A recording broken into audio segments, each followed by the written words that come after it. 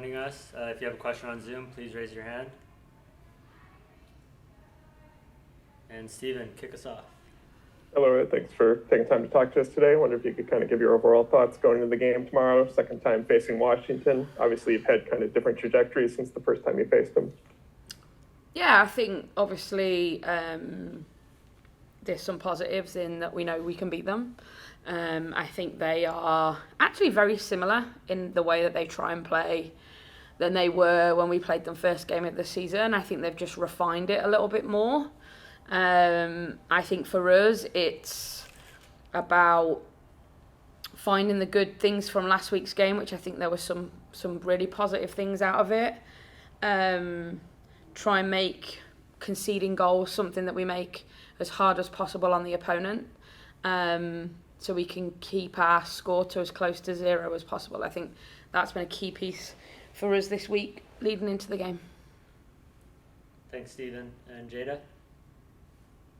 Thanks for the time, Laura. I wanted to ask, you won't have Bethany for this match.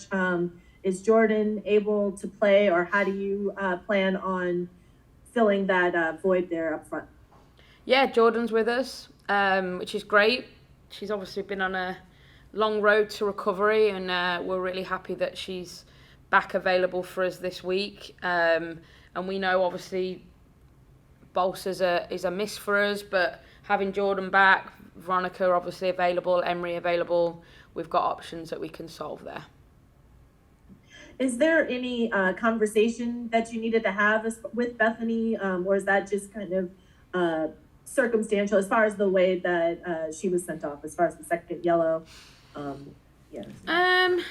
really. I think what we spoke about as a group is, and I've been definitely guilty of this, is when things aren't going your way, which there's been numerous things this year which haven't gone our way in regards to decisions that have impacted our games, you have choices how you react to that. And I think we have to internalize that a little bit more. I don't think it's beneficial for us to, constantly cry wolf. I don't think it helps. So I think we had a conversation as a collective about that, and it wasn't just about what happened with Bolse, but obviously, we want to try and make sure that we can give ourselves the best possible chance to win games. And I think to do that, we've got to try and keep our frustration around decisions or refereeing decisions or, whatever it might be, internal, which, as you guys know, I find that really challenging,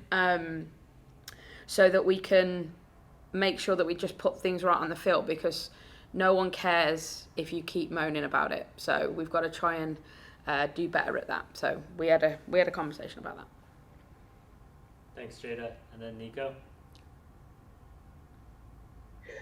Yeah, could you give us more thoughts on the upcoming call-ups for Wales, but particularly Heitma for Canada, since she's just coming back from injury?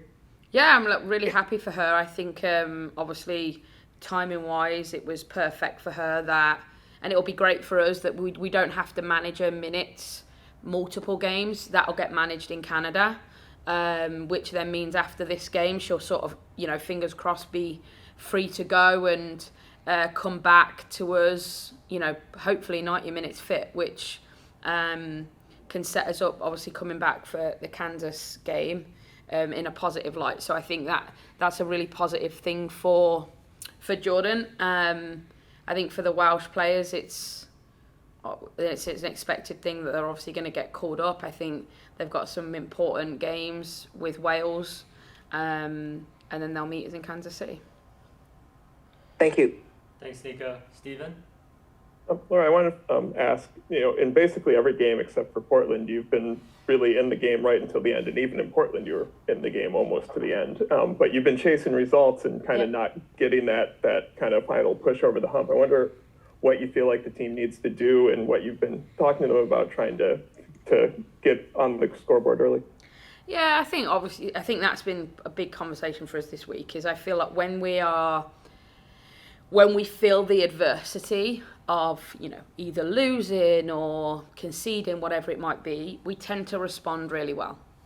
And our conversation this week has been, how can we be the one that's making the other team feel that way?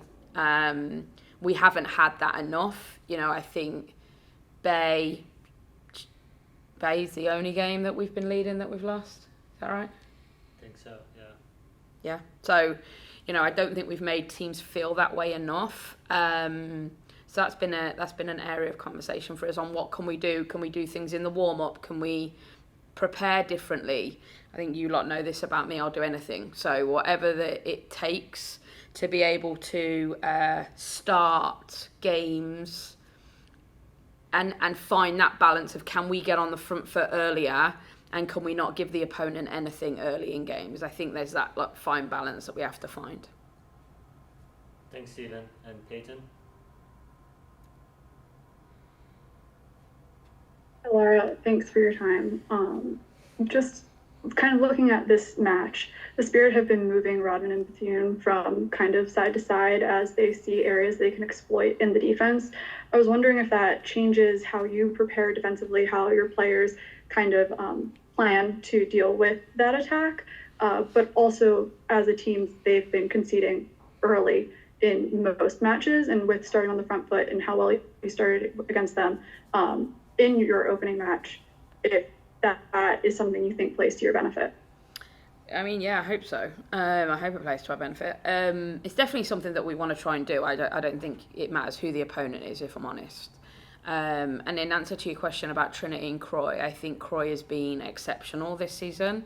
Not a surprise, to be honest. I think she's an exceptional talent that has a really bright future. I think we have to try and make the spaces difficult for her to function in, which I think we did a good job of when we played them at home. Obviously, Trinity didn't play in that game. But I think, you know, with Trinity, you've got to try and get her in areas that she doesn't want to be. She works really hard on both sides of the ball, so she can get around the field a lot. But we've just got to try and limit the options that they have. And I think they are a good, you know, partnership together with the other players around them. But I think we just have to, as ever, prevention is better than cure. I thought we did a good job of that last week against the threats that Orlando had. And then we gave them opportunities inside our box that meant that we conceded goals. So I think we just have to be mindful of, one, the game plan, but then two, when they're in and around positions that, you know, they can be a threat to us, we've got to make sure that we make it as hard as possible for them. Thank you. Thanks, Peyton. And then we'll take the last one from Nico. Hi, yeah. Real quick, could you give us an injury update on Claudia? Yeah, she's progressing.